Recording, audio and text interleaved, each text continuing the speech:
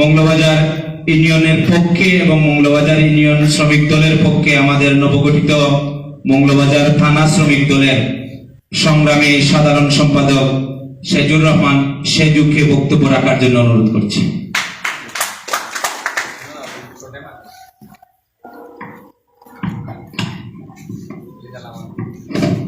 বিসমিল্লাহির রহমানির রহিম। বাংলাদেশ জাতীয়তাবাদী শ্রমিক দল বৃহত্তর রাখালগঞ্জ শ্রমিক দলের উদ্যোগে ঈদ পূর্ণমিলনী অনুষ্ঠানের উপস্থিত আজকের সভার সম্মানিত সভাপতি উপস্থিত রয়েছেন। আজকের এই সভার সম্মানিত প্রধান অতিথি জাতীয়তাবাদী শ্রমিক দল সিলেট জেলা শ্রমিক দলের সংগ্রামী সিনিয়র সভাপতি, দক্ষিণ শর্মা উপজেলা শ্রমিক দলের সংগ্রামী সভাপতি শাহ আব্দুল মুকিত ভাই। আমাদের মধ্যে উপস্থিত রয়েছেন বাংলাদেশ জাতীয়তাবাদী দল বিএনপি, জাতীয়তাবাদী শ্রমিক দল, যুব দল, ছাত্র দল, স্বেচ্ছাসেবক দল সহ জাতীয়তাবাদী দল বিভিন্ন অঙ্গ সংগঠনের নেতৃবৃন্দ। আসসালামু আলাইকুম। সুপ্রিয় উপস্থিতি, আজকে যেহেতু এখানে ঈদ পূর্ণমিলনী অনুষ্ঠান, তাই দু একটি কথার মাধ্যমে আমার বক্তব্য শেষ করব। আমরা বিগত দিনের আন্দোলন সংগ্রামে আজকে আমাদের মধ্যে যে নেতৃবৃন্দ উপস্থিত রয়েছেন তাদের নেতৃত্বে বিগত দিনে আমরা আন্দোলন করেছি। জাতীয়তাবাদী শ্রমিক দল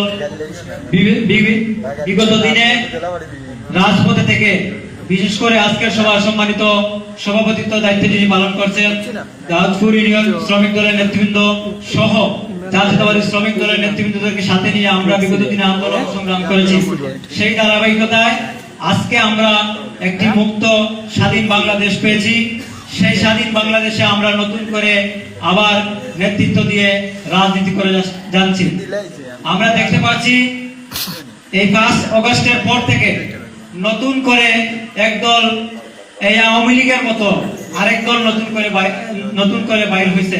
তাদেরকে আমরা যেভাবে ফেসিবাদ মুক্ত করেছি 5 আগস্টের মধ্য দিয়ে, যেহেতু ছাত্র আন্দোলন আমরা অনেক সময় নাম দিয়ে থাকি, অনেকে বলে থাকি, কিন্তু এই আন্দোলন এখানে উপস্থিত নেতৃবৃন্দরাই করেছিলেন। আপনারাই রাজপথে থেকে জাতীয়তাবাদী শ্রমিক দলের সাথে থেকে, যুব দলের সাথে থেকে, ছাত্র দলের সাথে থেকে আপনারাই বিগত দিনের আন্দোলন সংগ্রামে শেখ হাসিনা নামক এই স্বৈরাচারকে বাগিয়েছিলেন। আজকে সেই ধারাবাহিকতায় আমরা আবার নতুন করে আন্দোলন শুরু করে, এই আন্দোলন হবে নতুন ফ্যাসিবাদী আজকের স্বৈরাচার বিরোধী আন্দোলন। শুভ উপস্থিতি, আপনাদের সবাইকে ধন্যবাদ জানিয়ে জাতীয়তাবাদী শ্রমিক দল মৌলবাজার থানা শ্রমিক দলের পক্ষ থেকে এবং আমাদের আজকের সভার সম্মানিত প্রধান অতিথি বিশেষ অতিথিবৃন্দের পক্ষ থেকে সবাইকে ধন্যবাদ জানিয়ে আপনাদের সকলের সুস্বাস্থ্য কামনা করে আমি আমার সংক্ষিপ্ত বক্তব্য এখানে শেষ করলাম।